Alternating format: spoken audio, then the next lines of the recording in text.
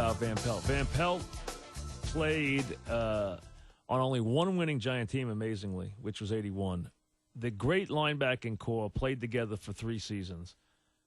LT, Harry, Kelly, and Van Pelt. And then Van Pelt left, and they replaced him with Carl. And they took Carl, ironically, out of Michigan State to replace Van Pelt. He played 11 years with the Giants and only played on one winning team and played for all those different coaches and was voted the player of the decade for the Giants in the 70s. I would have thought it was he or – because Harry didn't play the whole – well, Harry played from 70. I think 5 might have been Harry's first year, 74, 75.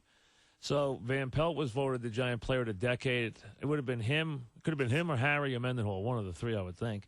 And 5-time Pro Bowler. And that great, a lot of people think that foursome, folks, in their prime, taking the young LT, the Harry in his prime, the older Van Pelt, and then Kelly might have been as good a foursome as has ever played the linebacker position in the NFL at the same time ever. I mean, they put that foursome up against, and I know that, a lot of coaches have said Van Pelt physically was as talented as anybody who ever played the position, which takes in a lot of ground.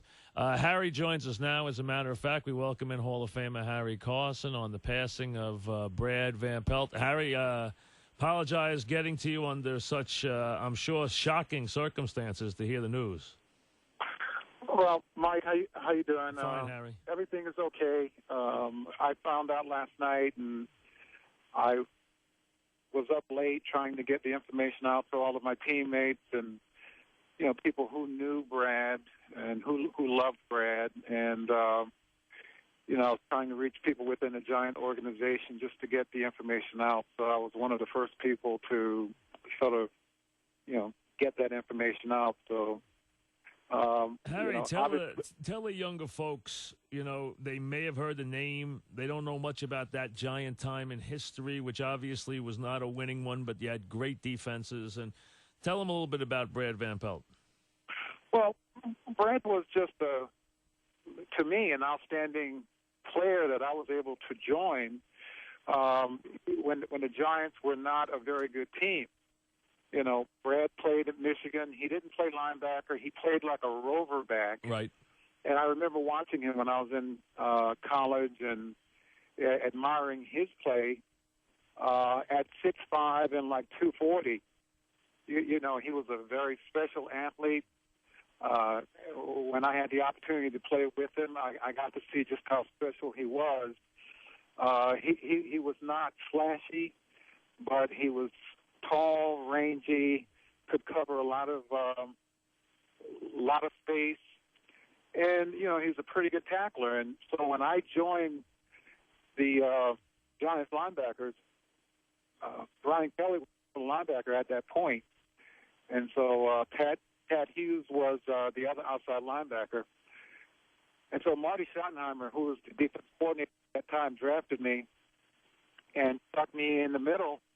Brad was on one side and Brian Kelly was on the other side, and we thought that we were a pretty good group of linebackers, and we heard that they were going to draft some kid out of University of North Carolina, and we were almost in protest because we felt like we didn't need anyone else. I mean, we were pretty damn good in our own right until we discovered it was Lawrence Taylor and what Lawrence was able to bring to the table and the way that he could play the game. So when we all got integrated into the 3-4 defense, and Lawrence and Brad were on opposite sides, and Brian and I were in the middle, we were a pretty good group of linebackers. No question. And that year, 81, you guys had a winning year, and that you guys were turning the corner. But those 70 teams, Harry, were teams that it had to be very frustrating for you guys because you had a great punter in Jennings. You had yourself and Brian Kelly and Van Pelt, Mendenhall, Jeter, go down the line. You had great defensive teams, but you guys couldn't move the ball a lick in those teams. It was very frustrating to play on those teams.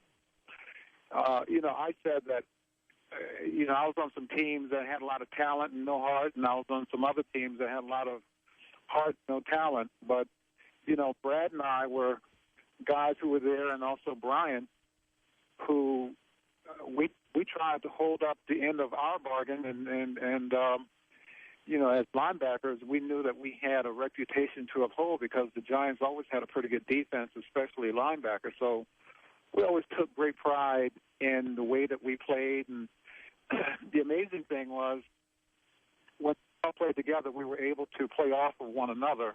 And that was really the great thing about playing during that era. I knew what Brad was thinking when a play came our way, and what Lawrence was thinking. I knew what Brian was thinking, and oftentimes we would take gambles and we would risk. And if it didn't work out for me, Brad was there to have my back, and Lawrence and so forth. And I think that was part of the reason why we were so successful in that playoff with one another. We understood, our own strengths and our own weaknesses, and we were a pretty good group of linebackers. And Van Pelt is known, obviously, for wearing that 10 because for somehow that numbering system that the NFL uses now went in that year. Somehow he got to wear 10. I don't know how he did that, but somehow he didn't have to wear a linebacker number, so he went through wearing 10 for some reason. I don't know how he got that through, but he did because that system, I think, went in the same year he came into the league, but somehow he got around it. But he came in as a pretty big star, Harry, right? Because this is a guy who was player of the year in college his senior year, and he was a rangy, athletic type, all-around athlete type of guy, right? Yeah, there were other sports that he probably could have excelled in, but football really was his main sport, and it's what he truly, truly loved. I mean, he loved playing the game. He loved playing in New York. He loved being a Giant. And,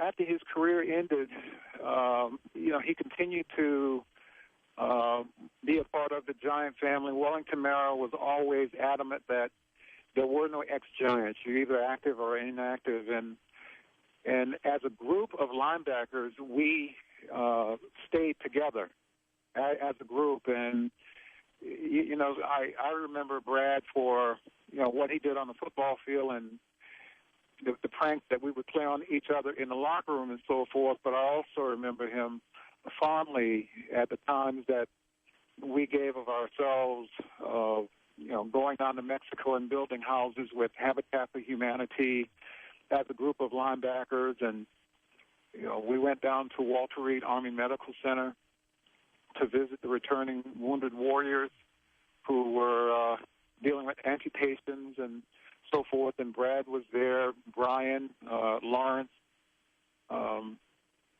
Sam Huff, and also Carl Banks as the Giants' greatest linebacker. So, we continued to bond.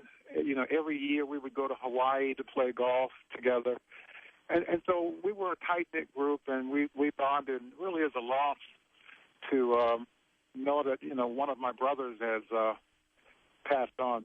We're talking with Harry Carson, Hall of Famer Harry Carson, on the passing of one of his linebacker teammates, linebacker Brad Van Pelt, who was voted the Giant of the 1970s. He was a 5-time Pro Bowler. Giants known for their great linebackers, from Huff to, of course, Van Pelt, and to Harry and LT and Carl Banks and the many great linebackers that they've had. And Van Pelt sure fit that group, and he was at Michigan State the Defensive Player of the Year and the Maxwell Award winner as a senior, as kind of, as Harry said, a rover, kind of safety / linebacker position, kind of quasi player there in that team. Had a lot of interceptions as a senior. Had a good number of interceptions in his career, as a matter of fact, for a linebacker anyway. Had about 20 for his career. So did intercept a lot of passes and was a rangy, big. I compared him a little bit. Now, one's an inside, one played outside. I compared him a little bit just in physique to kind of Urlacher's kind of guy, Harry, a little bit in the kind of way he's built. Well, I wouldn't go that far. Brad was more of a, just a rangy. He was strong but rangy, but he was not built for the inside, whereas Brian Urlacher is definitely a middle or inside linebacker. Brad is more of an outside guy who could run with tight ends, and he was okay being over a tight end.